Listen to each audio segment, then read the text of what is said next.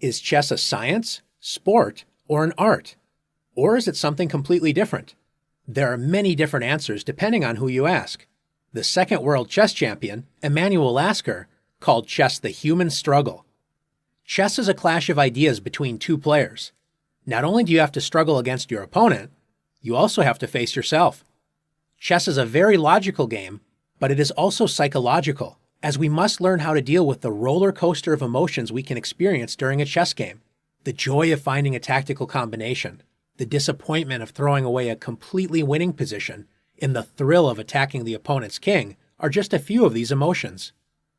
Today we're going to look at one of my own games and explore the inner game of chess psychology. In this game, I have the white pieces. I am 17 years old with a rating of 1791.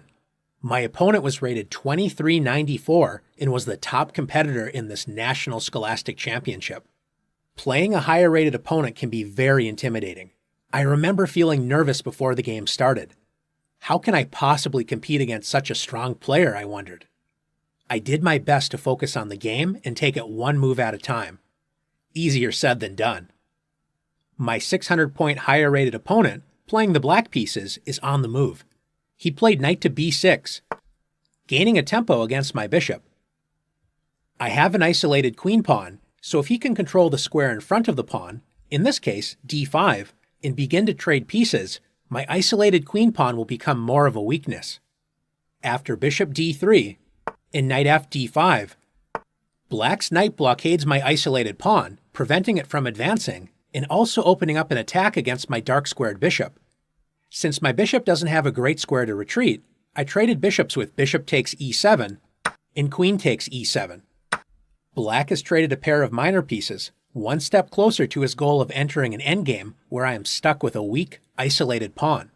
One strength of the isolated pawn in the middle game is since it does not have a pawn able to protect it on the files next to it, in this case the c and the e files.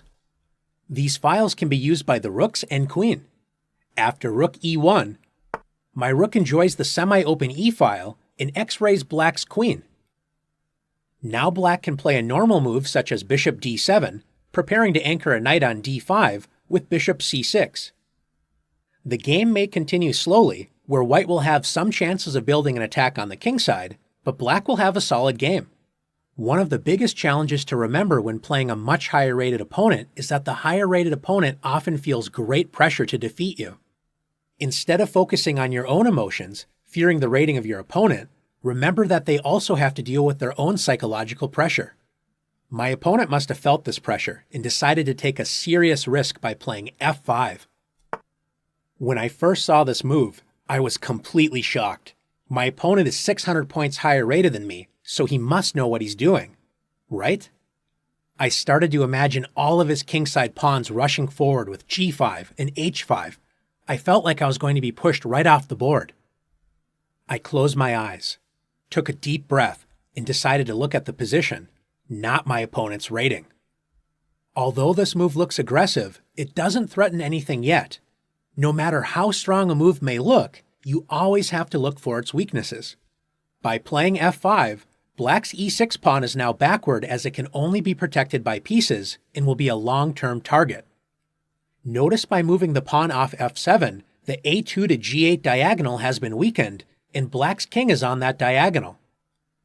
After calming my emotions and analyzing the position, I realized this move was a serious weakness, and I played queen b3. My queen is now on the same diagonal as my opponent's king, and more pressure is being added to the d5 knight. If my opponent played a normal-looking move, such as developing a piece with bishop d7, can you see the real threat I created by playing queen b3? White has a powerful combination starting with knight takes d5. Since the e-pawn is pinned to black's queen, after knight takes d5, I was ready to play queen takes d5, winning a piece, since after e takes d5 and rook takes e7, white is up a full piece and is already invading black's territory. Instead of allowing this tactic, my opponent wisely moved his queen off of the dangerous e-file with queen f6. After knight takes d5, black decided not to recapture with the e-pawn, which would create an isolated pawn, and open up the e-file for white's rook. Instead, black played knight takes d5. I increased the pressure against black's knight with bishop c4. And after black added another defender to the knight with rook d8, how can white add more pressure against the knight on d5? If you found rook e5, great job. White's rook adds more pressure to black's knight and also prepares to complete development with rook a to e1. Black moved the knight to safety with knight c7, and after rook a to e1, all of white's pieces are already developed and black is feeling the pressure against the backward e6 pawn. This is why a move like f5 should only be played after very careful thought. Pawns cannot move backwards, and black is stuck defending the weak e6 pawn. Black played rook e8, adding more protection to the weak e6 pawn. My opponent's risky strategy has backfired, and he is in serious trouble. As my position continued to get better and better, I became more and more nervous and fearful. I must be missing something, I thought. Once again, I started to fear my opponent. So I closed my eyes, paused, and forced myself to focus on the position, not my opponent's rating.